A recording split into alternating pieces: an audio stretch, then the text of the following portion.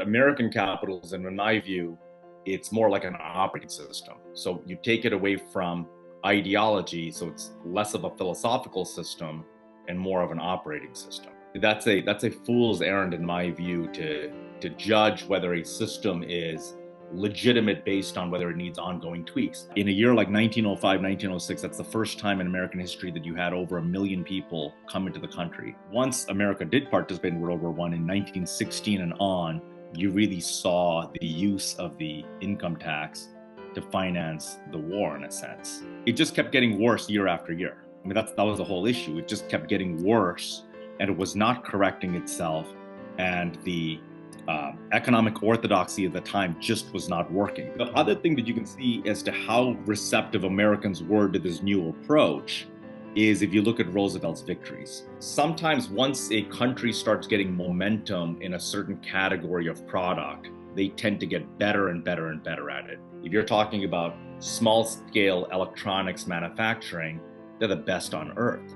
Well, that wasn't the case 25 years ago. Eisenhower, in the early 20s, had taken a tour across America and was shocked at how dilapidated the roads were. You would pretty much have self-driving cars because the car is not relying on its own cameras and its own processing power, but it's also able to rely on intelligence from the road itself. Boo, welcome to the show, and thank you for taking the time to chat about your book, Americana. I have a lot of questions for you, and we could probably spend days talking about this book, to be honest. It was a great read. But first, before we get into the book, why don't you start by telling listeners a little bit about your background and why you decided to study the last 400 years of American history? Well, Kevin, it's a pleasure to be with you, and thank you for the flattering words and making outreach and having me on your show. So it's always exciting. The books came out a few years back, so it's kind of has this long tail with it, and it's gotten a little bit more pickup in the last couple of years. And it's always exciting to be able to discuss the book and discuss the topic, of course. So I was uh, an immigrant into this country when I was 8 years old. That's kind of how the book starts. The introduction starts. Lived all over the country. My mother was a scientist, so we lived, um, in Buffalo, New York, San Diego, Seattle. I know I was sent to live with my aunt in Virginia, so I've had a very nice sample of America in lots of different places, and really good friends and good families around, and I just really enjoy my time. And I always wanted to look at what were the drivers of American capitalism later on in my career, because the early part of my career, I was in the dot-com boom.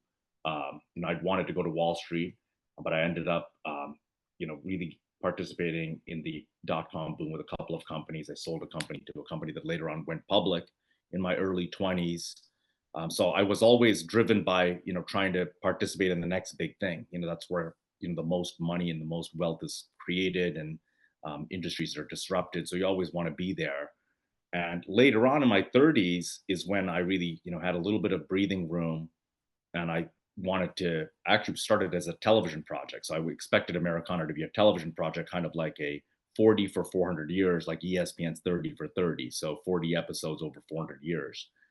And I ended up getting a book deal instead of a television deal. And it's like, what now? You got to actually write the book. And so that's why the book has kind of very much an episodic cadence to it. It's got one main character or two main characters per chapter. It's got one next big thing, that really looks at all the social ramifications, the ramifications of the consumer, on the producer, on how society's transformed. And I tried to keep that theme throughout the book. Obviously, it gives it kind of that narrative momentum. And it's Mhm. a pleasure to write to. I'm a writer at heart, so I've always kept journals. I've always kept all kinds of things, but the book was my first, real attempt at putting my writing out there. Well, if we're going to be talking today about capitalism, I think it makes sense to start with some definitions and just kind of, I'd love to hear you break down your view on what American capitalism is and how that might differ from what someone might read in a book about Adam Smith's version of, textbook capitalism? What is pure capitalism versus what is American capitalism after having done all this research? Right, exactly. Or the Ayn Rand version of capitalism, or the libertarian Sure. version of capitalism. And I think that American capitalism, in my view, it's more like an operating system. So you take it away from ideology, so it's less of a philosophical system and more of an operating system. And when I say operating system, it's an economic system that it's looking to produce, the greatest benefit for the greatest number of people. And you're trying to figure out, what do you do to have a system that does that? Certain types of activity, you want to encourage entrepreneurs to be as creative as possible. Other types of activities, you want enormous scale, and you have to have enormous amounts of emphasis on safety, like airplanes, for instance. Okay, it's nice to have the FAA regulate airplanes, and we rarely crash anymore.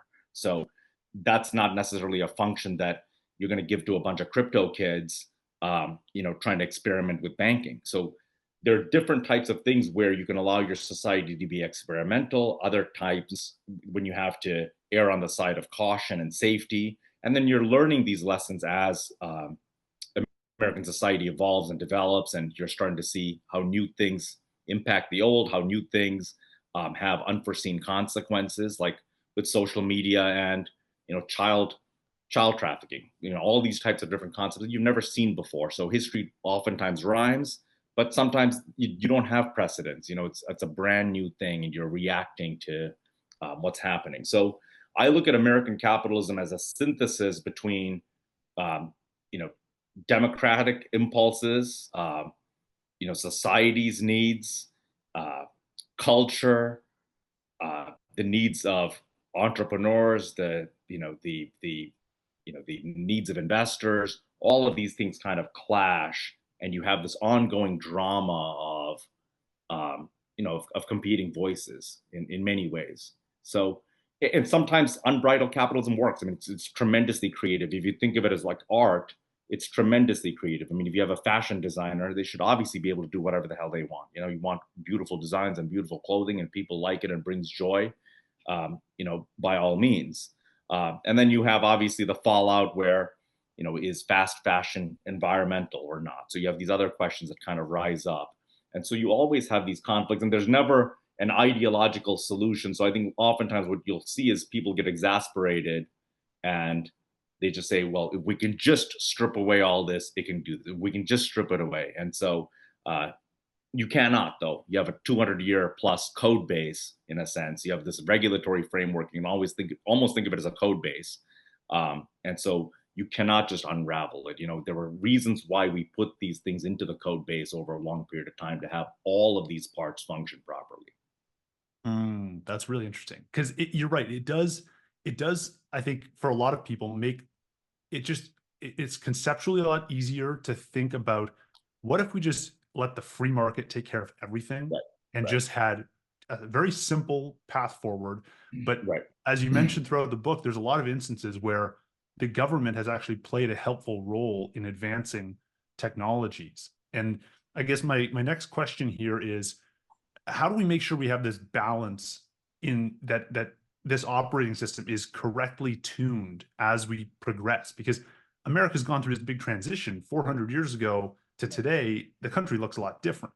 So Right. how do we make sure that the operating system is adjusting and capitalism is adjusting as the country does? Well, that's the first thing. I think the first thing is to acknowledge that it's an ongoing calibration and not um, an ideological battle necessarily.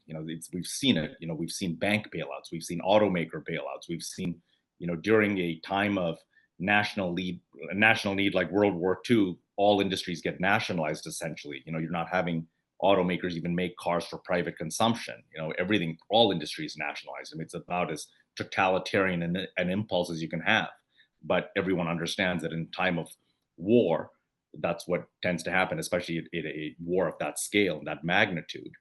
So, I mean, you can take little things. I mean, I think lots of times you want to distill it down to small examples. I mean, how easy is it for people to use a credit card at a restaurant? That your credit card number is on that credit card. They can take it and shop with it. Anybody can, any waiter can share it. But you're not scared because you're protected. You don't have any liability beyond $50 or so. And that's just federally guaranteed. Same thing with FDIC insurance. You don't think about, whether your deposit is safe at the bank or not, because you just kind of rely on it. So there are lots of different, um, so to some degree, social protections that also become accelerants. So has e-commerce sped up because no one is worried about whether their credit card number is going to get stolen or not? Yeah, people are pretty safe with that. So it accelerates commerce, that you really don't care whether you have hard cash on you. You can have a series of numbers that are quite easy for other people to glean and get, but you don't have to be so scared of that. So this happens all the time, and I think that's the first thing, is to acknowledge that it is an ongoing calibration, that there is no ideological purity. And I think if people are extremely frustrated, um, if the people are extremely frustrated, that's the wrong way to approach it, because you are going to have to deal with uh, these various factors and various elements that are displeased with some of the external of unbridled capitalism, and you're always going to have that. Mm. It's an ongoing drama. There is no such thing as if only, and you're reaching some state of utopia where that's the state you're going to be in, and from then on you never need to have any new rules or anything else like that. It's just going to operate perfectly. Nothing in life works that way. Your household doesn't work that way. Your relationships don't work that way. Your business doesn't work that way. Your car doesn't work that way. Nothing works that way. So that's a fool's errand, in my view, to judge whether a system is legitimate based on whether it needs ongoing tweaks. I mean, Apple. I mean, let's take it, synthesize it down. Apple has an operating system, the iOS. They have other people that are building things on top of that platform. Well, it's not a free for all. Apple has to approve your apps. Now, you could make the argument, well, the App Store would be a lot better if they made it a free for all, but would it? And on top of that, Apple also has to calibrate, this app can use this much computing power when it's running on the OS, whereas security has to run on an ongoing basis. Network has to use this much of the computing resources of your phone. So the operating system is making these calibrations that it's not going to allow one app to just take over all of the CPU. So you're always, even for something that's fairly small. You're not talking about 350 million people and you know tens of trillions of dollars of economic output. You're talking about one company. Even for them, there's this argument to be made. If you don't have a free for all in terms of your app store, maybe it's a better controlled environment. I mean, they're the world's, well, now I guess the second most valuable company. I think Microsoft has been on a tear of late, but Apple is a much more controlled entity, and so you could almost look at that and say that's a microcosm for the argument that sometimes a more controlled um, environment leads to better outcomes. I mean, so for instance, if you have building, I told you, a lavish, gorgeous neighborhood, they're going to have the strictest zoning and strictest building codes there are. No one would say, you can go to the most hardest core libertarian that lives in a $25 million house. And if I said, well, I just bought the $50 million house next to you and I want to build a prison, or a 100-story building. Okay. I don't care how much of a libertarian they are, they're going to have a little bit of a problem with it. So it's not a free for all. It's not a free for all anywhere. So if you go to beautiful, beautiful places, you go to beautiful cities or beautiful villages, the more beautiful it is, chances are the stricter the building code, the Mm. stricter what they allow in. When it's a free for all, it's going to be ugly pretty quickly. Yeah. So there's this combination here of Mhm. democracy and capitalism, and America seems to have found this correct mixture that works. Yeah, definitely. Why haven't other countries, or why is America special in that regard? In why has America separated itself as an economic superpower over the last 400 years? And is it due to the specific combination of those two? Well, sometimes you can look at all of these various causal factors, or you can look at it and say somebody has to be on top. So I just want to be fascinated by who is on top. Not everybody can be on top. Every country cannot be number one, and no country is going to be number one forever. So the United States right now is number one, has been a leader. It's a magnificent country, obviously. It's got so many good things, great things. Uh, that are going on, and that have happened, and the great things that it's done and it's accomplished, certainly. But So I think sometimes I don't tend to think of the world that way. I don't tend to think of, oh, the United States has accomplished so much. Why can't other countries do that? Every country's on its own pace. You have cultures that thousands of years, for instance, in India.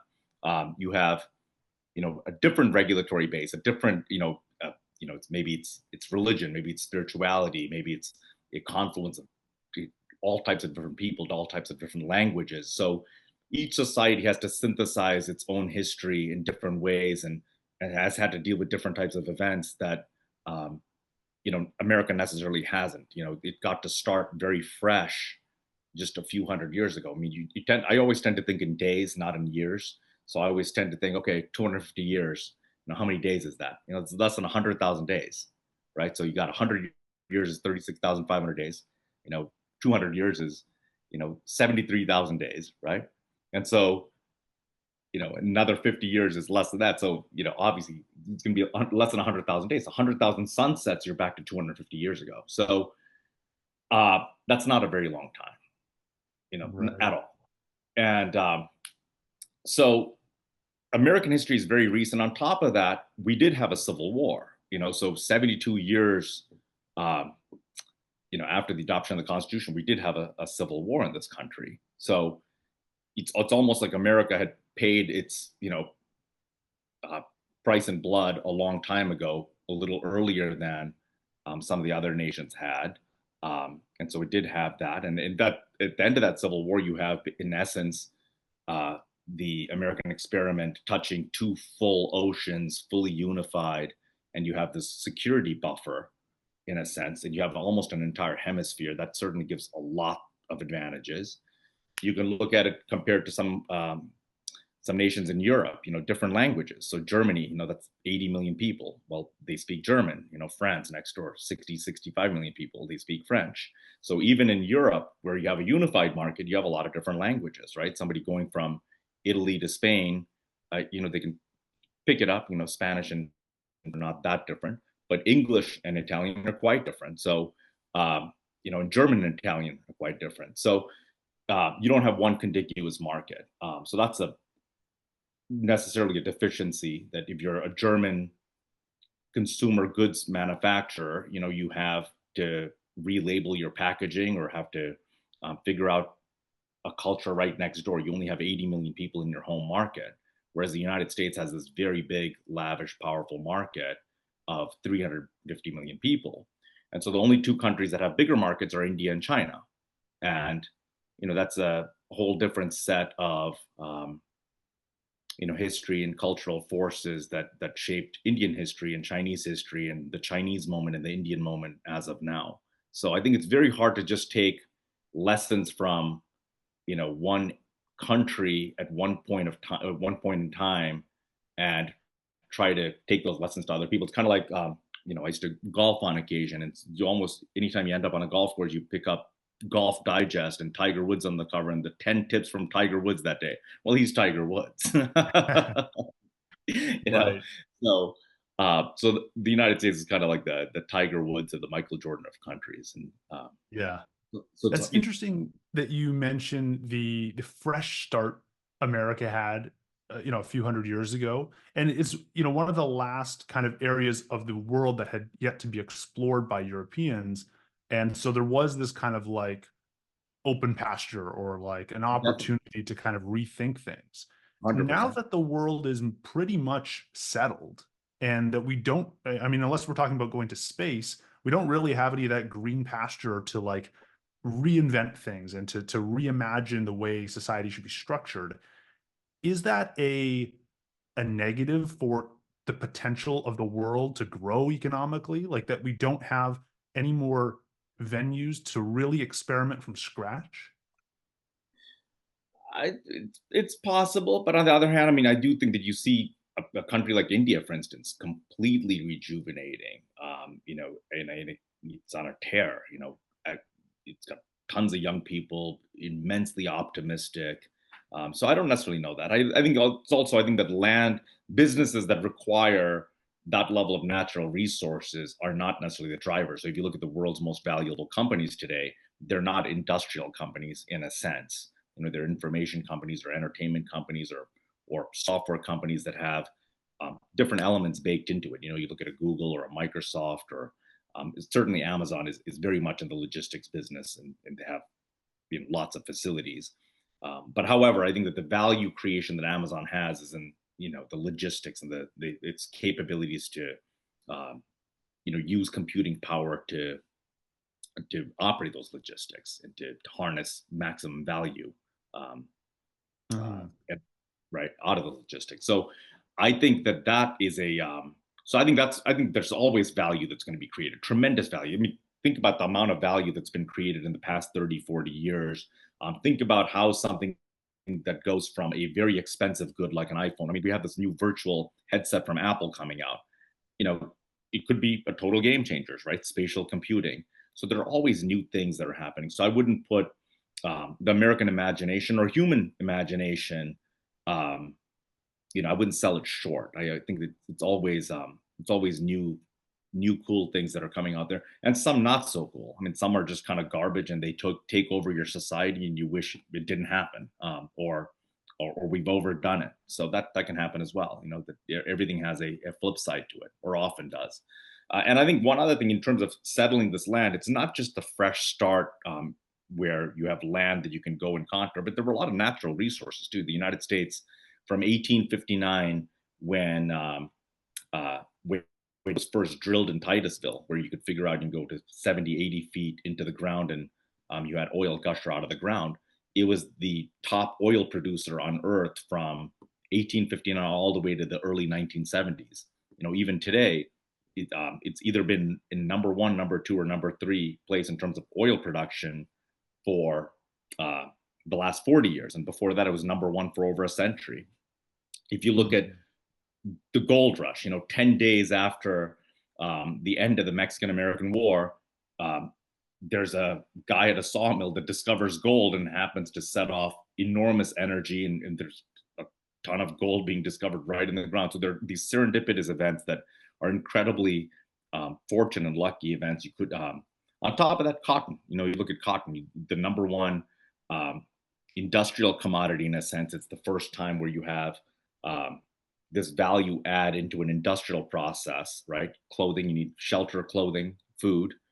Food is generally local in a time like the 1800s. Housing certainly has to be local. You build it locally. But clothing, you get cotton sourced from across the ocean. That cotton relies on um, slaves as the labor force, the 4 million African American slaves in the United States at the time.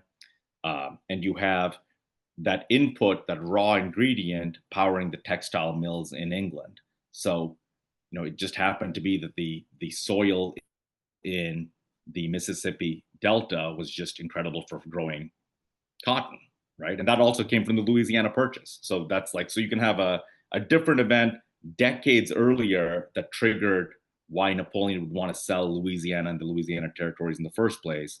And that immediately 20, 30 years later is yielding enormous dividends via cotton, which you wouldn't have anticipated. So there are all these different serendipitous things that are kind of fortunate lucky breaks. I don't know if you're a sports fan, but in sports it happens, right? You have that happen, and it's certainly not all luck, but there in any sporting event, generally speaking, there are two or three things that happen, or a handful of things that happen that dictate the outcome. Mhm. That's a great point. Um, One of the things you really changed my mind on in this book was the role of government in American markets, and the role that government has had historically played. I was under the impression that we were more of like free market capitalists in the early days and have kind of transitioned into like a balance. And your book illuminated a lot of those early years, where you have significant inventions, things like the steamship, with monopoly rights being granted in New Right. York. The canals were funded with a government loan. The railroads had eminent domain. Eminent domain, exactly. Telegraph had government funding. Steel had tariffs. All these things that had some kind of government intervention there to help them along. And I'm wondering, do you have a framework for understanding when it is useful to apply government force, or kind of like help push innovation along, and when it is best to kind of let the market take care of it on its own? Yeah, well, that's the question. Okay, that's the question when you manage a very, very large economy, like the American economy, or you're looking for catalysts in an economy like India, for instance. It's something that I think about often. And I think R&D, I think real deep science and real deep R&D lots of times are, you know, in a way best done with government resources sometimes, just because, for instance, the defense sector spends money all the time on things very early, satellites. Satellites that, Raytheon was the cameras for missile systems that ended up being the technology for television. So you have the internet, right? I mean, so on and on. Cable television, it relied on satellites being able to send signals back down to cable systems. So everything relied on, to some degree, a little bit of a catalyst from the government. Some of these big technologies that we've seen lately, and other times, I think that you very much want a free for all to take hold. Like, for instance, with Tesla. I mean, it's remarkable what he's done. Really fundamentally remarkable. Of course, he received a government loan. He received, Right. for when he wanted to build the factory for the Model S during the financial crisis. The Department of, I think, either the Department of Defense or the Department of Energy, Yeah, energy. yeah, put up a few $100 million, I think $500 million, to buy the old Chevy Nova Toyota factory here in Fremont. Right. That's not something where the capital markets were closed to him. So the private capital markets, and this is arguably the best entrepreneur in American history. I mean, you could make a case that he's the best. Um, Mhm. and another reason why he might be the best is that most of the time you see an entrepreneur that goes into a next big thing and becomes a real giant. Here, cars really were not a next big thing. You already had, that's 100 years earlier, you had Henry Ford dominate the American car market. And so a century later, for somebody to go back into that business and create, to rethink it and reimagine it all together, it's pretty remarkable. But he's an extremely good example. I mean, you have subsidies in terms of the $7,500 tax credit that we have in the United States, um, to buy an electric car. On top of that, you did have government loans that made it possible. And at the same time, you want to be hugely encouraging of entrepreneurial activity, because that creativity is, not just a catalyst. You shouldn't always think of it as what's good for society. It's also good for the entrepreneur. It's also good for a people to be free to be able to do what they want to be able to pursue activities that are profitable, that make you a good living. So there's a certain joy that comes from that type of entrepreneurial freedom and creativity. And you do want a risk-taking culture to be there, because that's what drives new things. But it's also, there's a certain joy and energy that comes from it as well. You have a dynamic economy; it energizes your society. Mhm. In one of the early chapters, you mention a writer with the pen name of Hercules, who in 1807 he was advocating for New York state government to fund the Erie Canal, and he said at the time that it was beyond the reach of any individual capitalist. And I Yeah. wonder if that is something that is always going to hold true, or is that something that over time, now you look at someone like Elon and he's got $200 billion to his name or whatever it is he now capable of funding some of these really large infrastructure projects on his own? I know Tesla and SpaceX have some history of government funding, but is there a point at which we can become so successful as a country that we get entrepreneurs that now have so many more resources and are able to fund these projects on their own? Or will there always be a state component to the earliest stages of these things? Well, I think less so now, actually. So relatively, if you look at John D. Rockefeller's wealth or Andrew Carnegie's wealth relative to the size of the American government then, this is one of the things I point out. And I'll get back to Hercules, but you can look at in 1901, for instance, when U.S. Steel is being formed, and the bulk of what constituted U.S. Steel was the Carnegie Steel interests that were contributed into this entity. So J.P. Morgan is putting together this company called U.S. Steel. and the biggest economic beneficiary is Carnegie, that is selling his assets into this. Um, and at that time, I think U.S. Steel's revenues were like 550, $560 million, and it was just one of those interesting quirks that you look at the federal government's budget that same year, and it's around 560, $600 million or so. So you're looking at one company that has this in terms of expenditures that the federal government did at the time, which is now it's completely an order of magnitude. The government is way bigger than any corporation in the United States, any company in terms of its purchasing power. And I'll tell you, I mean, you look at you brought up Musk, or take Buffett or Gates or any of these guys. 200 billion, $300 billion sounds like a lot, which it is. But in terms of the Defense Department, for instance, that's 3 months. I mean, that's 3 months of so you have a man that's accumulated a fortune over the course of a lifetime. It'll fund 3 months of um, the Pentagon, or you can look at any conflict, like, you used to have these supplemental bills during the Iraq War. There would always be 85 billion, 100 billion. Um, that's, you're talking about a supplemental bill to the Defense Department, and that's half of um, the wealthiest man's net worth. So the scale is quite different, and you think about these bailouts, anytime you see a bailout, every recession or every big crisis, we tend to have bailouts, and those bailouts now are in the trillions of dollars. You're not talking about, $200 billion, and in $200 billion, that's not liquid. Again, that's in the market value of his company. So, no, I think you always want some role for the government in being able to accelerate things. Sometimes it helps with standards. For instance, I already think we should have had self-driving cars by now. But I think that what's happened is that we put so much emphasis on computer vision and the car's processing power, right, rather than making the roads networked. So if you were to put all those little speed bumps on the road, every single thing that's on the divider that had a chip in it, and it can be basically a road positioning system of some sort, and you had that type of national vision, you would pretty much have self-driving cars, because the car is not relying on its own cameras and its own processing power, but it's also able to rely on intelligence from the road itself. So you have to have some vision. So it helps. I mean, I don't think that we're in a position right now where there's a lot of vision. You have two men that were born in the 1940s that are likely going to be competing in this election, and that is not where you're going to see big, broad vision, where new things. You're just not going to see it, and that's one of the things that I think that the United States has been sapped of a lot of energy in this political moment that's stretched on for almost a decade now, maybe even longer. I think that, but I think this entire century, to some degree, has not allowed America to have a really strong vision of what it can be.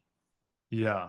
Yeah, when I think about some of these infrastructure projects that America's taken on, some of the really ambitious ones, the Yeah. last ones I can think of, well, so that we had the highways in the 50s, Right. networking America, and then going to space Mhm. and going to the moon, right? And then after 69 or so, it feels like the number of really ambitious projects has tailed off. Um, what does it take to get back there to the point where we Well, I can mean, have this networked road system that you talk about and build out? right, right.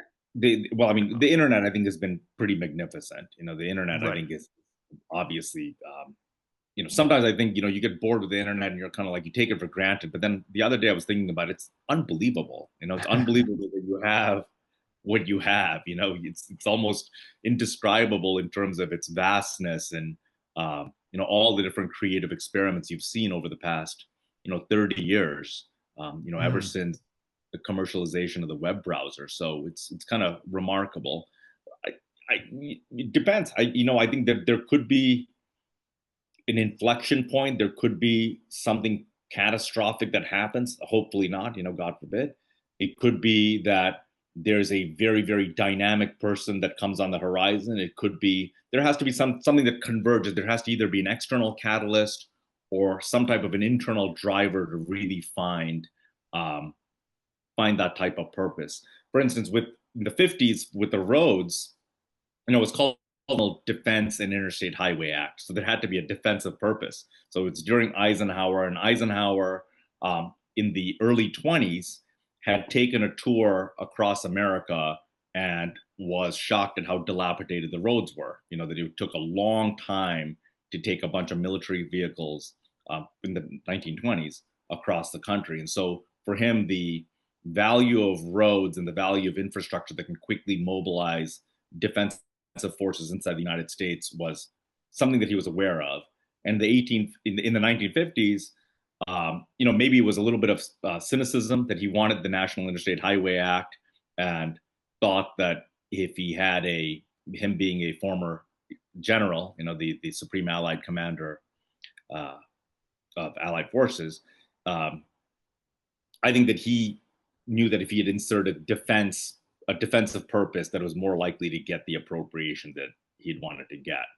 Same thing with the space program. You know, the space program it was a circumstance that was driven by the needs of the Cold War, right? You couldn't have another superpower, a rival superpower, having rocket technology that can encircle the globe, and the United States not participate. So there's a external driver that, you know, sharpens you a little bit. Interesting. One other thing I want to talk about here is the difference between experimenting with some of these new ideas and commercializing them. So when we talk about the internet here, I look at like Tim Berners-Lee did not get to capture a lot of the value that he created. He created a lot of value, no doubt, but his capture was very small. Right. And through the book, there's a theme of some of the early engineers and inventors that come up with these brilliant new ideas, and they don't quite capture that the effect of that idea. Someone else goes on to commercialize it, and someone else ends up making a ton of money. And you know, we have patents maybe that are a tool to help inventors reap a reward from their invention. Is that enough though? Is that the right structure to align incentives and to make sure we have inventors that are willing to take a stab at something totally new and people willing to commercialize it? Well, first, I think that inventors sometimes are motivated by just inventing itself. So I think sometimes you have a commercial motivation, but people that like to tinker like to tinker. You know, they like what they like. Okay. So I think rent capture is to some degree a concern. You know, how do you capture as much value out of what you've done as possible? But I don't think that many inventors are that commercially driven. I think that at the outset, and I think that's also, and I think there is something to be said for how creative you can be with business models. I mean, that is a part of business. It's not merely the product, it's not merely the marketing, but the business model itself, and certainly the product and the marketing are you know, part of the functions of the business model. But business model creativity itself is a fairly important discovery. So that's not can't be separated from whatever the invention is. For instance, Google, the search engine was powerful in 2000, 2001, but it's only in, I think, 2002 or so that, you know, they figured out that keyword advertising was going to be the real thing that you know, breaks that business open and makes it absolutely thrive. Other times you might have a mechanism of rent capture that is extremely short-lived but looks immensely powerful at the time that you have it. AOL. So AOL in the year 2000 was worth, you know, almost $200 billion, and it's $19 for a dial-up service. They were dominating. You know, I think tens of millions of subscribers, maybe 20 million or so, and all of a sudden you have a very fast deterioration of that business with broadband, obviously. So that's one of those things. You know, rent capture is a part of the business model. But you have a couple of instances in American history. Samuel Morse and Eli Whitney both come to mind, right? Morse with the telegraph. He couldn't get anyone in the capitals of Europe, the Tsar, none of them to help. He comes back, he gets a congressional appropriation to test a line, and there you go. It took off from there. He got to participate pretty well, but not as well as he could have had he been a better businessman, had he been more commercially driven. Eli Whitney, same thing. Eli Whitney was a great businessman, but he just never made a lot of money from the cotton gin because it was fairly easy to replicate. And one of the things that occurred was that the southern states didn't want to necessarily respect this Yankees enforcement of his patent rights. Like, what are they doing? So that was another issue. So, are you going to pay? Are you going to allow a Connecticut Yankee to all of a sudden, through some invention that seems extremely obvious once you see how it works, to in essence tax the output of Georgia, okay, or Alabama? So eventually ended up making money as a gun maker, um, but Yeah. you know, but he wasn't able to capture rents from the cotton gin at nearly the scale that um, you would have expected him to. And other times you'll see something like you mentioned the steam engine earlier, the commercial steamboat. The rent capture happened with Vanderbilt. I mean, he's the one that was tremendous with that, not necessarily Robert Fulton, who was the engineer and tinkerer. In fact, he had died. He'd been involved in so many different um, disputes post commercialization of the steamboat that he died. I think he was trying to get to a court hearing or something in Manhattan, and in essence, found himself in a freezing rain and caught pneumonia and died. I mean, something like that. Something that was going on in his life that had to do with legal disputes related to his invention actually, in a sense, caused his death. That going back and forth between these hearings. So you have these types of things happen all the time. So, rent capture and invention, they don't always converge. You can look at Steve Jobs. I mean, Steve Jobs with, in a sense, Windows, um, what came a little bit after Jobs, and saw, the Windows at Xerox PARC and had put it into the Macintosh, but Apple didn't get the rent capture from that at all, in a sense. They had, less than 10% market share for almost ever. But then they have some other next big thing where he is able to get enormous pricing power from the smartphone. So, you win some, you lose some. Right. Well, it feels like chronologically, like you first have to have the kind of mad scientist or inventor types to Mhm. bring in new Definitely. ideas that eventually get to commercialization. Is it right then to think that countries should be optimizing for growing that pool of mad scientist inventors that they have? Definitely. I mean, I always think that, I mean, for instance, I was just uh, connecting with a couple of people here in Silicon Valley the other day, prominent people, and we were talking about um, what do you do to have the government kind of promote that, right? More tinkering, especially in hardware or in physical environments. You don't really have a lot of resources that allow people to experiment that much. A lot of America, especially urban centers, are in dilapidated conditions. Strip malls. You can see all kinds of places that um, it's in various stages of decay. And if you have a waiter or waitress that wants to borrow $100,000 to go get a degree in environmental studies, next 2 3 years, take that on. It's pretty much guaranteed. You're going to get you to be able to do that. But if that person wanted $100,000 to buy very creative kitchen equipment to start a bakery, I mean, that's a long and arduous process for this person. But a Mm, 25-year-old that's highly inventive and wants to bake something and um, wants to have a dream unfold could not get access to that capital, but yet they could get $100,000 worth of federally guaranteed student loans to pursue some form of higher education that that person might be able to monetize or not monetize.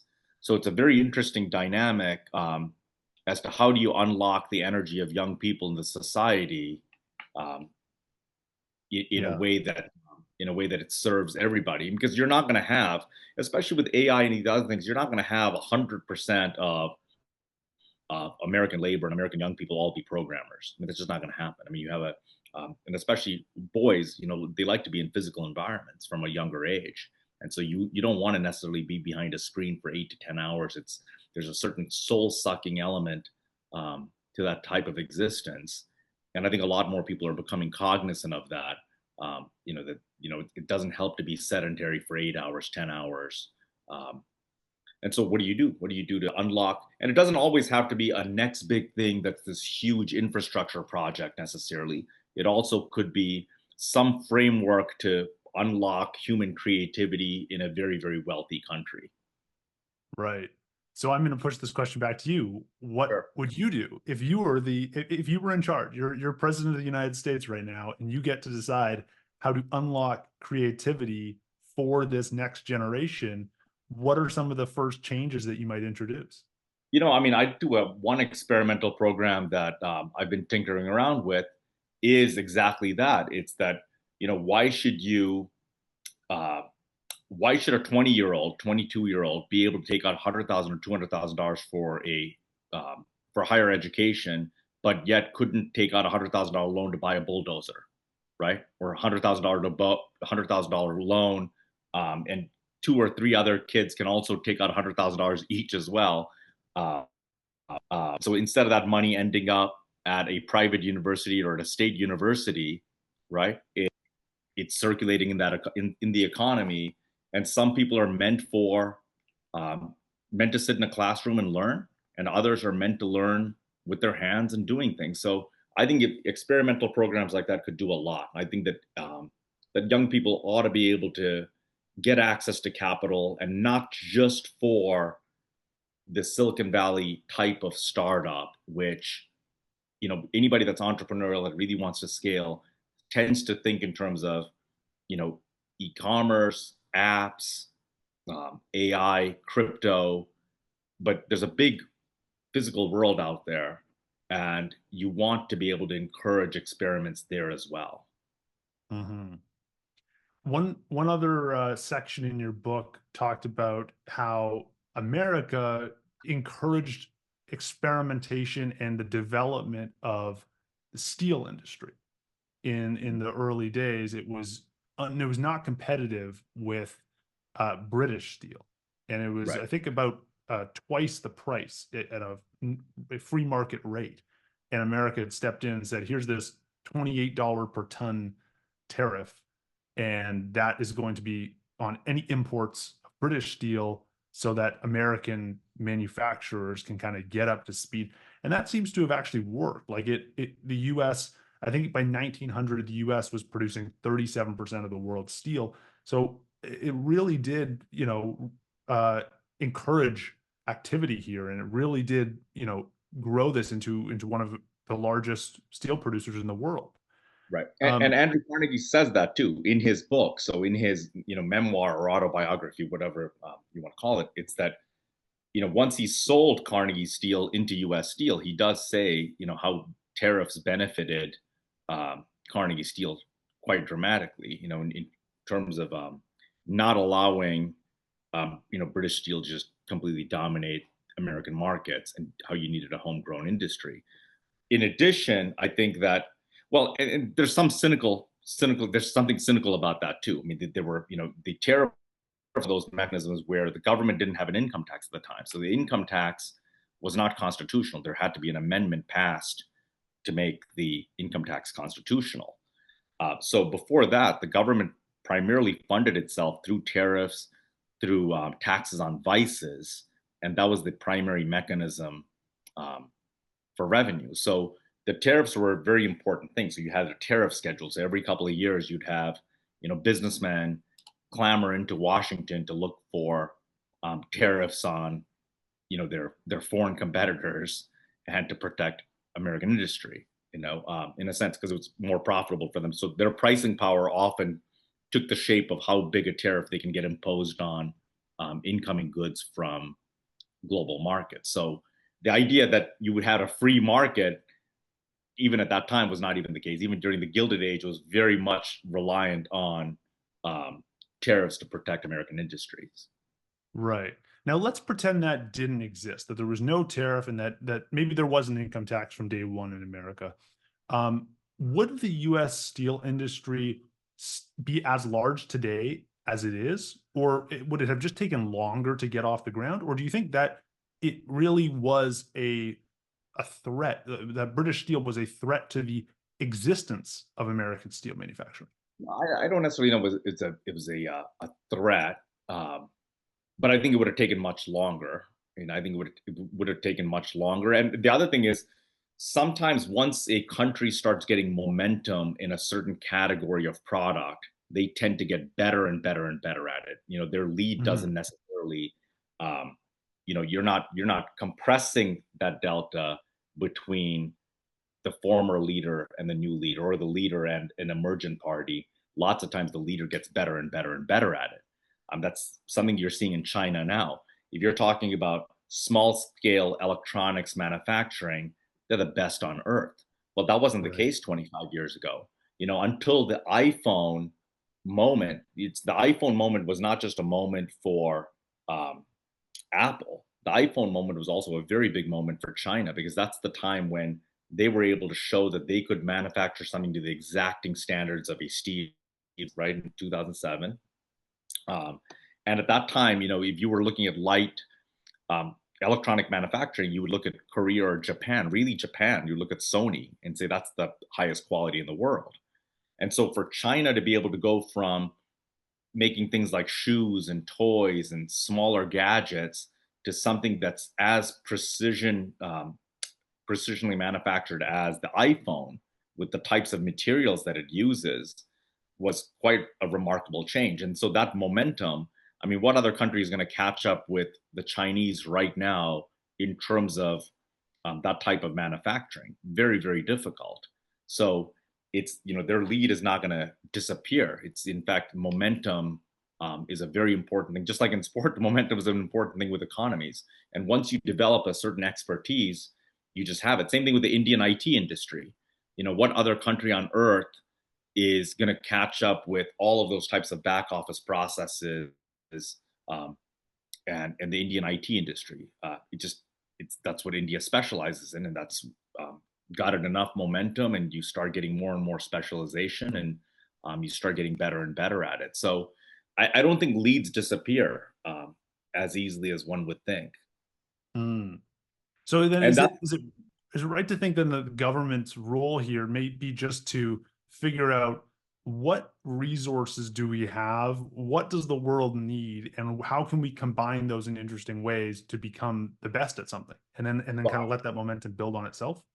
I certainly wouldn't leave anything like that in the hands of government. I mean, I can't even imagine bureaucrats coming together and developing anything like that. So, I mean, I think the simpler you make it, I think the only thing that I think that the government can do in terms of promoting industry in that sense is figure out something that it really wants at a national scale, something that's not happening with by the private sector, some block, maybe some blockage. For instance, the roads are not equipped to handle self-driving cars. um, some broad-based policy that almost eradicates a previous way of doing something. So you almost push everybody into something else, like solar power, for instance. I mean, whatever it is. I mean, what have you? It just makes a decision that this is what we want and this is what we're going to do, and that's that. And writes a big enough check and understands a lot of it is going to be wasted. But lots of experiments in Silicon Valley are wasted. Probably until you that's what experiments are. Every failed experiment is a waste if you think about it that way. So Mhm. um right, and so I think that that's the mentality that you would need, but I wouldn't leave small optimization problems continuously getting calibrated by government forces. I think big couple of big things, broad strokes. If it's protecting American labor, for instance, saying, okay, Americans are just not going to be able to move up the labor chain anymore. It's become a fairly global world. Um, and Americans need to be protected. And these markets need to be protected. And maybe you bring back the tariff. I mean, something like that. I'm not saying one way or the other. I'm just saying those types of things I can see. Um, I can see the government changing its mind on. For instance, that is something that in terms of the economic liberalism that we've had over the past 30 years, you've seen kind of a backlash to it. That you have seen, the middle class lose a lot of its power and strength and vitality for a long period of time. Um, and we could have been. And I think that the Chinese uh, growth has been very, very interesting because I think I do wonder to some degree how many industries we have lost and we're never going to be able to get back because we just ceded that capability and we just didn't do enough to protect that capability. And I think if you leave it purely to markets to protect the capability, you know, if I'm a businessman, I have shareholders, I'm going to go wherever I'm getting cost savings. My job is not to protect my country necessarily. My job is to protect my shareholders and maximize my yield. And it's essentially going to be self-serving the types of economic decisions that an individual operator makes. And they also have their own pressures. If they don't do it, their competitor is going to do it. So you have a Right. competitive dynamic. So um, I think the government's role, on the other hand, is saying, yes, you might have your individual rationality might lead to this particular decision, and all of you operating this way would lead to that particular decision to outsource this form of labor. But as a society, it's better for us to have this capability internally. And maybe lots of times when you have a security, that's almost very clear that you're not going to give up security functions and outsource that. You're going to want to have some ingrown, internal capability. Um, Drone manufacturing. If I told you, Kevin, I'm going to give you $10 billion and I want you to outfit a drone army. Here's a credit card with $10 billion. Where are you going to go? Are you going to go to American manufacturers or Chinese manufacturers to get your fill? Okay. And I Right. want you to weaponize them fast. Okay. Right. Yeah. I mean, you go around America. I mean, it might cost me $1 million. I'm buying something from or more. So you want, but you go to the Chinese, you're buying these DJI drones that are $500, $1,000, $600. So I mean, that capability um, is a pretty immense strength for a country if it Hmm. once you establish it and once it keeps giving you that momentum. So maybe then the real role for government is just kind of like a fail safe for this, like it's a use it or lose it kind of mechanism where you either build up an industry or you see that industry get offshored, and government may be able to step in and say, okay, wait, we need to protect this industry. We want to keep this one here, and we don't want to let market forces drive all of it away to another Definitely. country. I hope you're enjoying the show so far. Just a quick message from our sponsor, Stackwork. Stackwork is a lightning powered platform for generating high quality transcripts of all your audio or video content. They combine AI engines and hundreds of human workers all over the world who are paid over the Lightning Network to assemble these transcripts. And that's what lets Stackwork create better, faster, and less expensive transcripts.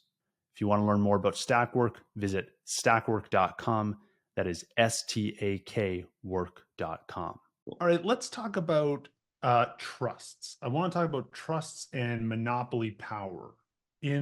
I had no idea that in the late 1800s there were all these trusts forming with companies in a particular industry consolidating power to the point where they had a majority share in a market, and it was legal up until I think it was like the Sherman Act of 1890, right?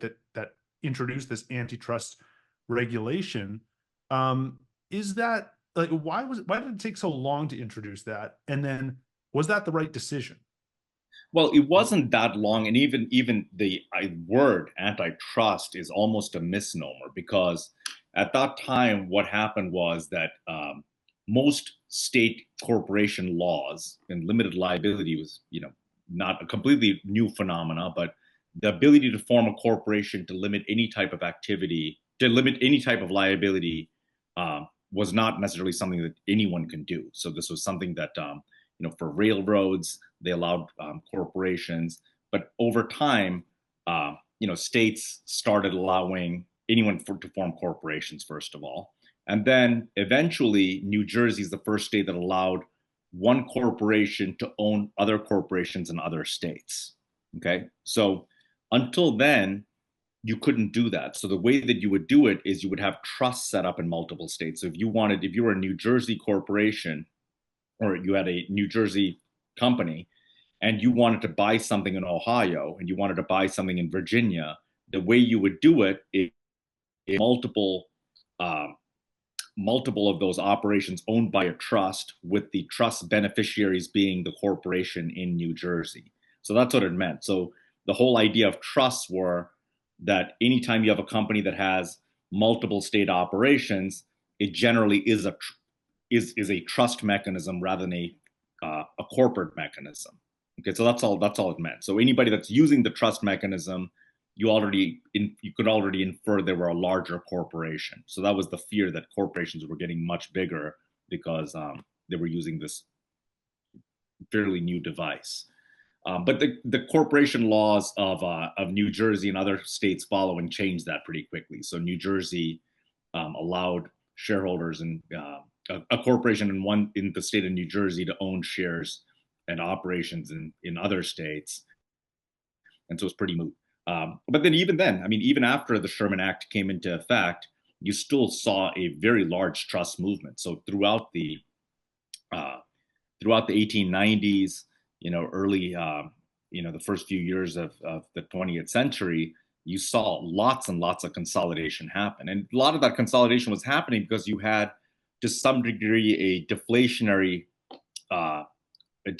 force happening. There was a deflationary cycle from almost the 1870s through the early 1890s, a longer period. And as a result, you saw prices drop. And so when you saw prices drop, it helped for people to consolidate so that you can get pricing power. So it helped to consolidate the market so you don't have competition, in essence, eroding all of your pricing power. So that was the thesis then, that the only way to make some of these industries profitable on a net basis is to some degree consolidated into one or two actors, and where pricing power wouldn't get eroded. So that was the main gist of it. And the second thing was that you had a lot of operators that came of age and of wealth during the war. The Civil War actually was a very good catalyst for a lot of people in the North. And those men were getting older. So in the 1890s, they were getting much older. They were, in their 60s. And, there was the rise of professional managers at the time as well. So they all their entities into these new trusts, in a sense, which are larger corporations that are trading on the stock market, that are accessing public markets.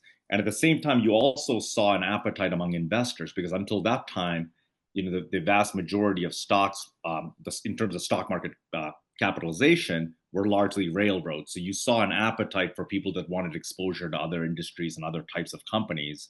So there was that excitement as well. So you had a number of different forces that led to that. So there wasn't necessarily this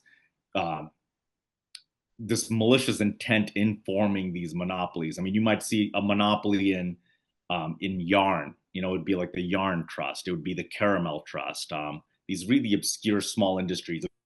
It would be the Pencil Trust, the Tin Trust. So you saw small categories, niche categories get consolidated, and that's all it really was. It was just a consolidating framework to bring pricing power to these businesses, and it had some other factors that just all kind of converged into this moment. And then how did the market then decide, okay, these trusts are sometimes too powerful? You have Standard Oil and things like that, where they're consolidating this market, and now they are the pricing. They set the prices, and they have a outsized control on a particular market that's important for America. When did that shift happen in Americans' eyes, where they went, I understand that this should be for consolidating players so that they don't outcompete each other and lower all their prices, but at some point this starts to hurt American consumers if they now have to pay twice as much for oil. Well, I mean, I'll tell you, in terms of consumers, if you look at the period of growth in the American economy between, let's say, 1870 and 1910, I mean, I don't think that you've seen a bigger transformation in America over a 40-year span other than that span right there. You're talking about enormous amounts of consumer goods that are available for the consumer. They can buy it via catalogs, get it delivered to their homes. You're talking about American consumerism really take hold during this 40-year period, maybe a generation period. So the idea that American consumers were being hurt, I mean, I don't think that that's the case. And I mean, the rise of the American consumer during this period, really. I mean, you're talking Mhm. about people that have never bought store-bought goods all of a sudden buying things from a catalog. There's just the variety of goods, the splendor. It's just magnificent. And this is something that Teddy Roosevelt addresses in the first month or so after he takes office, after McKinley gets assassinated. McKinley gets assassinated in, I think, September of 1901. And Teddy Roosevelt, he's only 40, 41 at the time. And he's talking about that, that Americans don't hold companies in deep skepticism because they've seen the enormous amount of material wealth that's been created, the splendor that's been created, certainly in the United States. And at the same time, they're looking for the government to curtail some of this power. And he's saying it's the legitimate role of the United States government to curtail the power of these corporations, given that corporations are creations of the law in the first place. That corporations, the idea of limited liability itself, is a creation of the law. It doesn't exist in nature. And so, Mhm.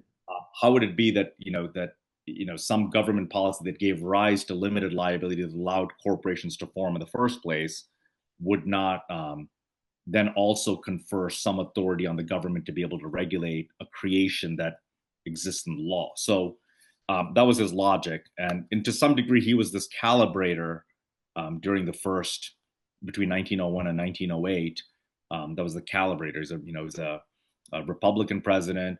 He was the vice president for a very pro-market president in McKinley, and so it was just kind of a nice balancing act, and he was in a sense the balancer at the turn of that century.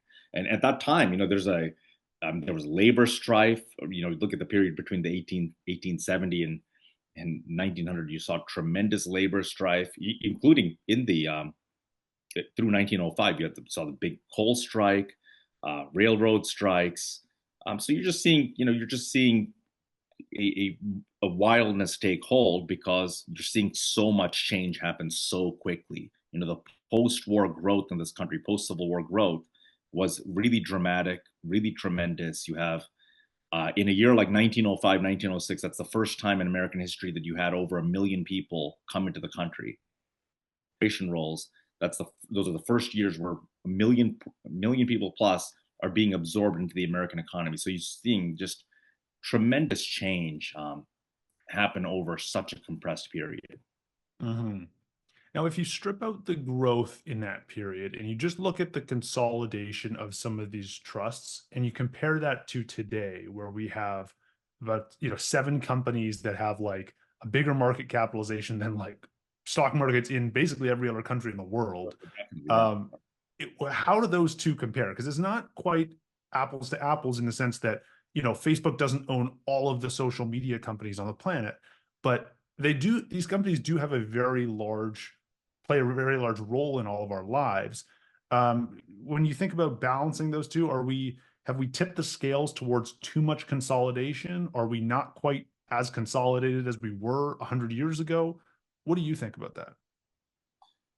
Well, and that's an interesting story, but I don't necessarily know whether industries were all that consolidated then. I mean, certain industries, I mean, commodity players in a commodity business like oil, commodity business like steel, certainly there was Mhm. a lot of consolidation, but I don't know whether that was necessarily the case across the board. You had a lot of consumer products companies that um, had pricing power that accrued to brands. So, for instance, you'd see a Coca-Cola, you'd see a Kellogg's cereal, you'd see Hormel in meats, you'd see all types of consumer brands, right? You had the explosion of automotive brands in the early 1900s, from Oldsmobile, Buick, thousands of brands. So I don't necessarily know whether, even consolidation was the great strategy. For instance, General Motors was a consolidation. General Motors is a consolidation between Buick, Oldsmobile, Pontiac, um, a few other brands, Cadillac eventually. Um, Whereas Ford is the opposite, and Ford was a much more profitable car maker um, all the way through the teens and the 20s than General Motors was. General Motors might have been bigger ultimately, but it didn't make that much money for its shareholders because people got diluted along the way as new things were getting added onto it. Whereas Ford was much more vertically integrated, one single brand, and he kept buying out his shareholders. So, in a sense, that's probably the best example of two different strategies. One is brand based, internally focused, is building itself off of internally generated profits. The other one, General Motors, very much a consolidation. Even the name, so you'd see General Electric, you'd see General Motors, you'd see General Foods, Standard Oil. So you would see different names. So Standard, General, American, those types of generic company names generally meant it was a consolidation. Okay. Mhm. And US Steel, right? US Steel, nothing, it's not, it's highly descriptive. Whereas, Mhm. the Ford Motor Company is named after a guy. So so that was the distinction so that's one. I mean, you're talking about, the world's wealthiest man in 1925, 1930, you could argue that Ford was richer than John D. Rockefeller. And that was not a trust. So that was not necessarily the strategy that was going to um, lead to Right. enormous profits. And in fact, even if you look at the height of the trust movement, the trust consolidations, that wasn't even the um, ultimate uh, ultimate benefit for Standard Oil. Standard Oil really started mushrooming in profits after the automobile became far more prevalent in American society. Mm. Before that, it's kerosene. Yeah.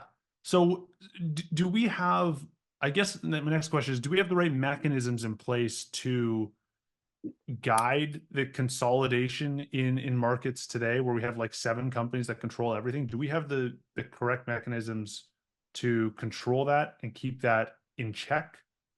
Because it seems like there's sometimes when you look at like Apple and Google, they seem to have, for the last 10-15 years, just been entirely monopolies in a category and just not had any real pushback. And then I see on the other hand, I see things like I think the UK regulator recently shut down Amazon's attempt to buy Roomba robots, the iRobot vacuum Yeah, yeah, cleaners. yeah. And Well, I think to myself, like, that doesn't really make sense. I don't know if we have the right frameworks for right. making sure markets are um, operating correctly. Well, I'm not a big fan of governments being that active in terms of antitrust laws. Okay, so that's not one area where I'm very rah rah. I generally think that government could get it wrong, and I think that especially in the tech market, I mean, Intel. Look at an example like Nvidia. So new things happen all the time. Apple was almost dead, and it really had to invent itself into this position of power. Microsoft, same thing. Microsoft was, had flatlined. Until this new recent renaissance. Microsoft was missing its moment. So I'm not a big fan of. I mean, I think in certain types of consolidations, like Amazon buying Whole Foods, for instance, maybe you could make a case for that. But I think overall, um, I don't think that the United States government necessarily intervening in what one company wants to do in terms of bolting on another company and being so proactive there is necessarily some great bit of economic management. I think sometimes you just kind of let things go and really focus on what new industries are being created, um, rather than continuously monitor markets for competitive effects or anti-competitive effects. Right. Now, through your book, it seemed like every time there was a government intervention, it was generally taken in stride. There wasn't a ton of pushback until the Prohibition era. That seemed to stand out to me as like a moment where Americans decided to push back a little bit and take alcohol underground and continue to consume it against the advice, the regulation of their government. Is that true, that this is kind of like the do you see that as well as like one of the big moments where Americans said, we're going to push back on this regulation? Have there been any other moments like that since? No, I mean drugs. I mean, marijuana's been illegal. That's Was true. illegal for a long time. Everybody smokes marijuana, cocaine. Uh, I mean, But you're that's not. still not even legal. Is marijuana legal across all 50 states right now? No, it's not at all. It's not even Okay. federally legal. It's not federally legal. So you're talking about, in fact, you have a big conflict between state laws and federal laws. It's a fairly significant conflict. It just hasn't had a solution. So Right. California marijuana is legal. Federally, it's not legal. So if you take it into Tahoe, for instance, you're in violation of federal law because it's a national forest. So you have a lot of quirks, but of course you have enormous resistance. The fact that you would even have states legalizing marijuana where it's illegal federally is something, right? Anybody that's marijuana in the state of California legally is complying with the laws of California, but is you could consider him a felon under federal law. So that's a pushback, and you see this often. I mean, you see this in all types of areas. You see it with uh, how many people in the United States have housekeepers or house cleaners or services provided by undocumented workers where they don't fill out a tax slip, where they don't make a note that this is issue them a 1099, okay, which is Hmm. what's required, right? So in a sense, any tax return filed in the United States in affluent communities where they have housekeepers or anything else that's not perfectly documented um, is against the law. So you have this type of law breaking not go on. I mean, it's common practice, but Right. you have strains of resistance. I mean, this is not something that's new necessarily. But Gambling.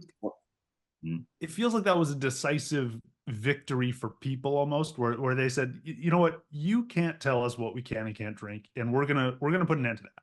And it seemed like that decisiveness was unique in the prohibition. That I don't know if we've seen that same level of decisiveness where people go, you know what, government, you have overreached, you've gone beyond what we've kind of set you up to do, and Right. we're going to push back, and we're not going to stand for it. Well, they never imagined that it would be ratified in all the states. Okay, and there were Right. multiple things that were happening at that time. There are these periods where you have momentum to pass constitutional amendments. I mean, it was an amendment to the Constitution, so you had to have three-quarters of the states ratify it, right? And in those states, you had to have, I think, 66%. And each state has different rules, but in most states, I think it's 66% of the state legislature has to approve of a amendment to the Constitution for your state to ratify it. Um, and on top of that, somehow the temperance movement was also combined with the women's right to vote movement. They almost had piggybacked on each other. And on top of that, you already had some temporary prohibitions on alcohol sales during World War One. So, for instance, in Canada, um, in England, so Right. there, prohibition laws were fairly widespread during World War One to save wheat and save these other types of save the types of grains necessary to fund the war, to ration it, to power the war rather, not fund it. So you had kind of that spillover effect that took hold with prohibition, but it's almost in a lot of ways it's kind of what happens when you can have a small but very vocal minority that happens to be a swing power in politics, and crazy things can just happen. That's one of those things. Prohibition. I mean, this is a nation that loved to drink, loved to drink then, loves to drink now, and so for America to have prohibition, to have that happen, it's just one of those incredible quirks. That how did that policy, um, even get that much momentum to where you could amend the Constitution of the United States? So it's pretty Mm. wild. Yeah. And then I think about the Great Depression, where it felt to me, reading through that section, was like it felt like people just kind of said, okay, you know what? We'll give the government all sorts of authority here. We'll let them kind of like tell us what to do and get us out of this mess. And then it feels like that there was never a reset back to the norm. It was just like, okay, the government has now been granted a set of powers and has kind Yeah. of guided the country in a specific direction. And that's just the way it is. And that's just how we're going to continue operating. Definitely. Well, two things. One, I think that that certainly, and then there was a period of time, I mean, between 1928 and 1932, it just kept getting worse year after year. I mean, that was the whole issue. It just kept getting worse, and it was not correcting itself, and the economic orthodoxy of the time just was not working, because it was rational for any individual in a time of an economic slowdown to pull back, to conserve. But when you collectively do it, when every single person is acting rationally, collectively your economy slows down quite dramatically, right? So it has Right. a destructive effect. And so you need, that particular time is when you have this um, this realization that you need to have the government act as a catalyst, almost as a, to do triage, to pump the heart, to restore some quick activity, some burst of activity, so that you don't have your entire nation of rational actors collectively resulting in a much more perverse outcome than you otherwise need to have, right? So it's not just cyclical, but it's gets cyclical to the point of destruction, destruction of productive processes. You always want a little bit of destruction of unproductive processes, wasteful activities, businesses be surviving, businesses that are on their last leg. That's a good time to knock these types of entities out. But there are other types of capabilities that you don't want to necessarily lose, just because you have a collective slowdown necessarily, that are worth preserving. And this is, again, one of those subjective things. It's what is worth preserving and not worth preserving. And the ideological view would be anything that can't survive is meant to be dead. And this is one of those things. So it's easy to say that now, but in 1932, you were not going to go to someone that's necessarily starving or out of work, that if you don't have the right to survive, you should be dead. So it's difficult to say that to a society of actual human beings. And the other thing that you can see as to how receptive Americans were to this new approach is if you look at Roosevelt's victories. If you look at the size and scale of Roosevelt's victories, I mean, he won enormous amount of states in all four elections. So, his election in 32, his election in 36, and 40, 44. I mean, these were resounding victories. I think in 40, he might have lost less than 10 states. These were not small victories. Every election, he was pretty dominant.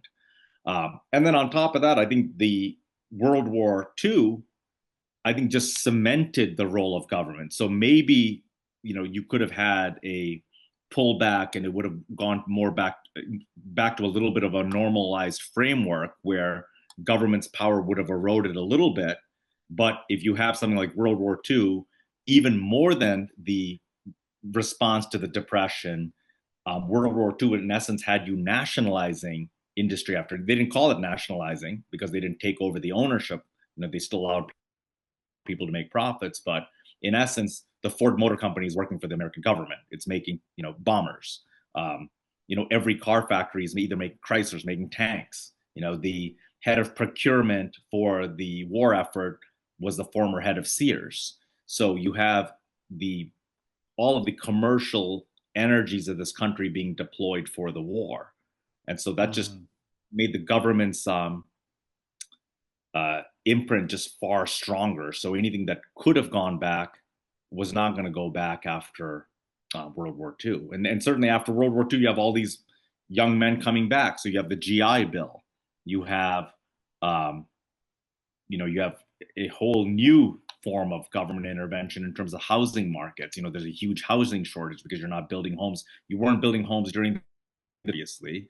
And on top of that, I don't know what was so obvious about that. Actually, that would have been a pretty interesting catalyst as well. But certainly, the housing stock of the country over a 15-year span had gotten, much smaller, just shrank, and so you had a housing crisis when people were coming back after World War II, and you had sudden family formation happen because a lot of that was deferred, obviously, with men off to fight wars. And with sudden family formation, you saw sudden need for homes. And so you had this big housing crunch, and that housing crunch is solved by government loans. On top of that, you have, Veterans Administration loans as well, in addition to FHA loans. So that's the catalyst, that anybody can buy a home because the loans are government backed. Right. I wonder, do you think any of these laws should have expiry dates? Because it seems like every time a law is introduced, like it just kind of lives on forever and it just kind of Yeah. never disappears. And these systems tend to become corrupted over time. I look at the example of like gold, banning gold ownership. I think that was in the 30s, and kind of enabling the government to build up deficits and then breaking the link in the 70s to gold with the dollar, not requiring people to not giving people the ability to take their gold back and requiring the dollar. Um, it built up now to this $35 trillion debt, and there's deficits, and there's no check on fiscal responsibility at the government level. I think partly because of some of those breaks in the past. And so I wonder, like, is it why don't laws all have expiry dates with them? Why don't they all come attached with like, we're going to introduce this, we need to do it now because it's an emergency, but in 10 years or 20 years we're going to phase this out because we don't want this to become like a cripple, like a crutch on the system. Right, right. I think people one get used to, well, you saw this with guns and gun legislation. Okay, so you saw this a couple of times with expiration dates. I'm not sure. I'm not, that's an interesting question as to, why would you introduce legislation that's not meant to be permanent if it's logical and rational to do so? Obviously, you have crisis intervention. You have like, economic triage with bailouts and, crisis management. That's certainly not meant to be permanent. So that's automatic dates with it. Like TARP, like what banks can do, what kind of assets banks can purchase during economic crisis. They allow banks to have wider latitude in terms of the asset quality of things that they can purchase and carry on their balance sheet, whereas that's not the case, in more normalized circumstances. That's an interesting question. I think it's on a case by case basis. I think you could try that. Phase something in and phase something out. I think people do that with taxes. I think the Bush Yeah. tax cuts, for instance, had phased away and faded out. Right. So you do have that on occasion. You have a tax rate that was at 35% on ordinary income and I think 15% on capital gains. And after the Bush tax cuts lapsed, it went back to 20% and 39.6. So I Right. mean, you do have that. I mean, on occasion, but I mean, few and far between. I think the fact that I'm giving you like two or three examples, and those are the only ones I could think of. That's fair. I want to transition to taxes here because this was another part of the book that just totally blew me away. That up until the late 1870s, I think there was no corporate tax or personal income tax in America. It was basically all of America's revenue came from the tariffs and from the alcohol and I think tobacco tax. Is that correct? Yeah, and well, the personal income tax didn't go into effect until in the teens. So it really Mm, went into effect. I think that the amendment was ratified in either 13 or 14, 1913 or 1914.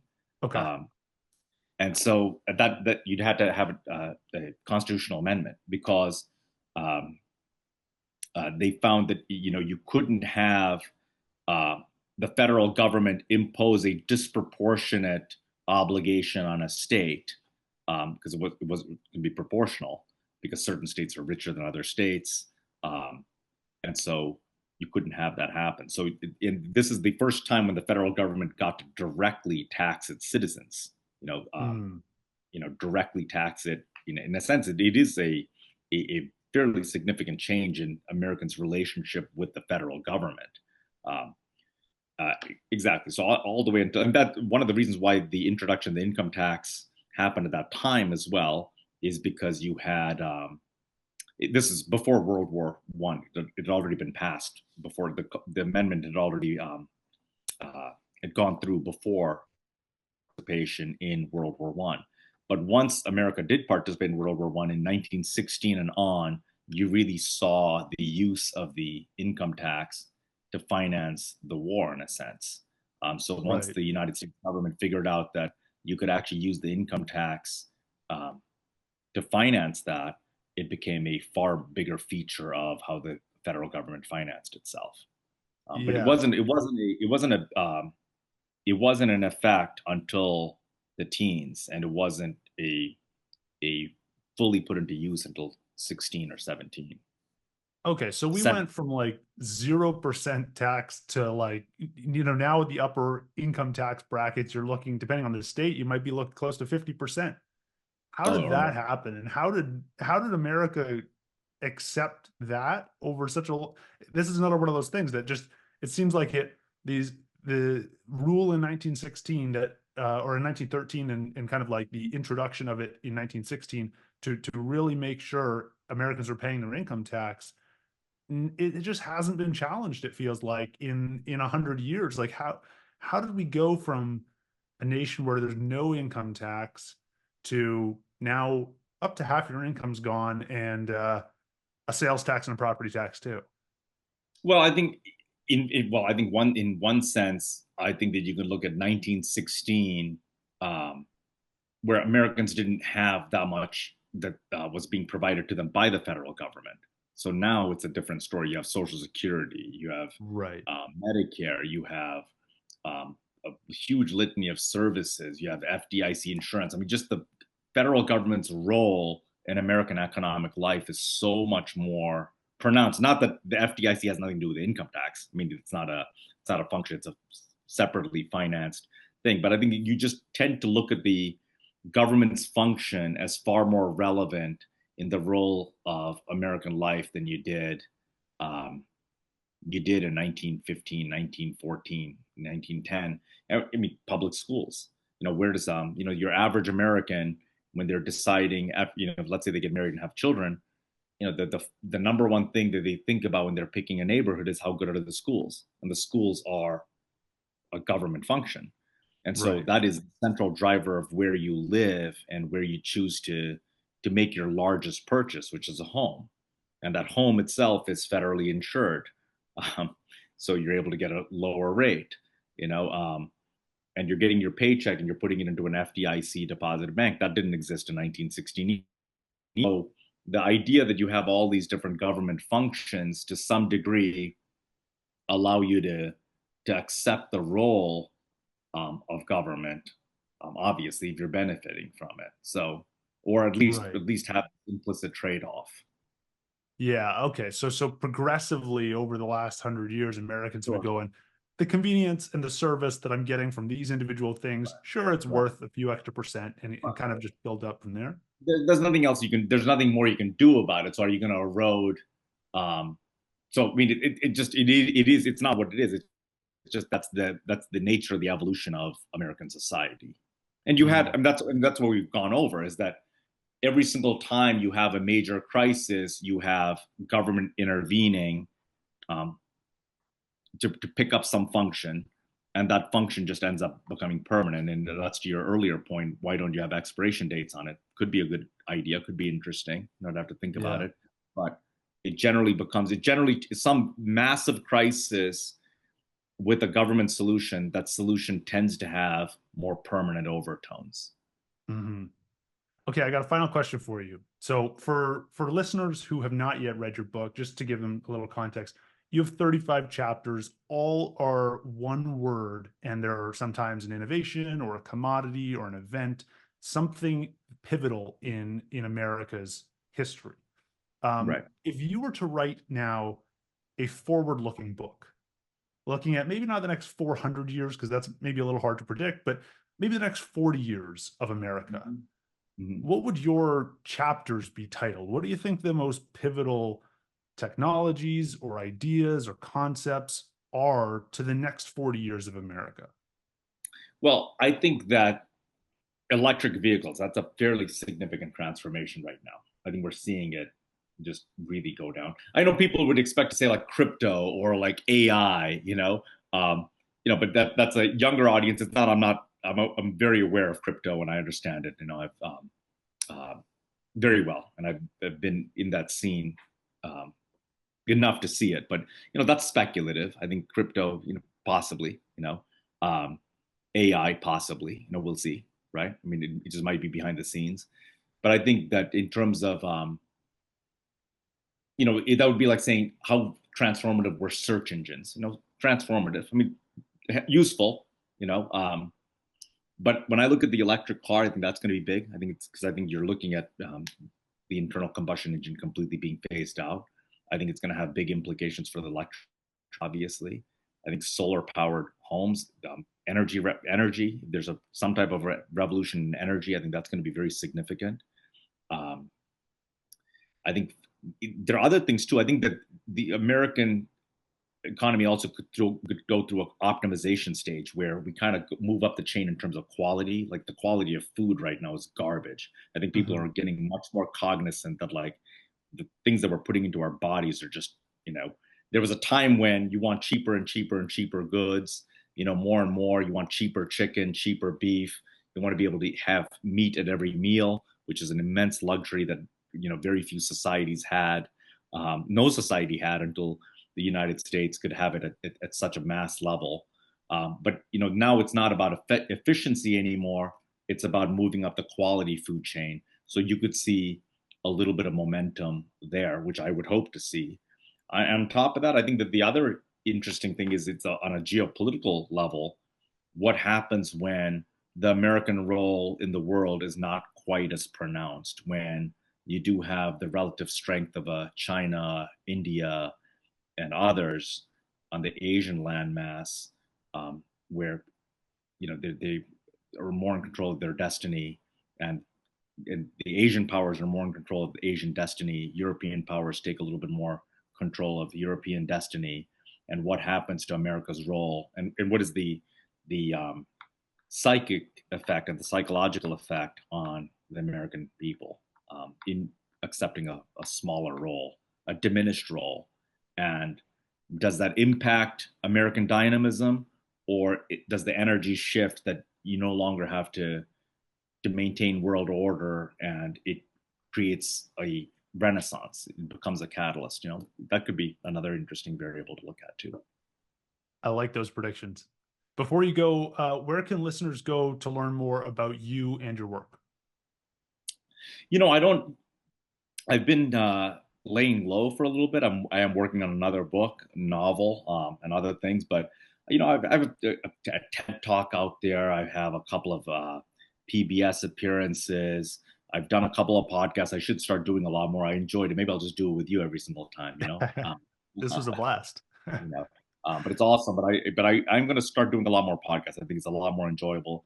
And I think the book, sometimes people tend to ask, what more can you say about the book? That's why you write the book. You write the book because that's your vehicle. Your vehicle is the words, not the spoken words about the book. So I do hope that if people that they give the book a shot. For sure. Well, thank you for taking the time to chat today, and thank you for writing Americana. Yeah, it's been a pleasure, Kevin. Thank you so much.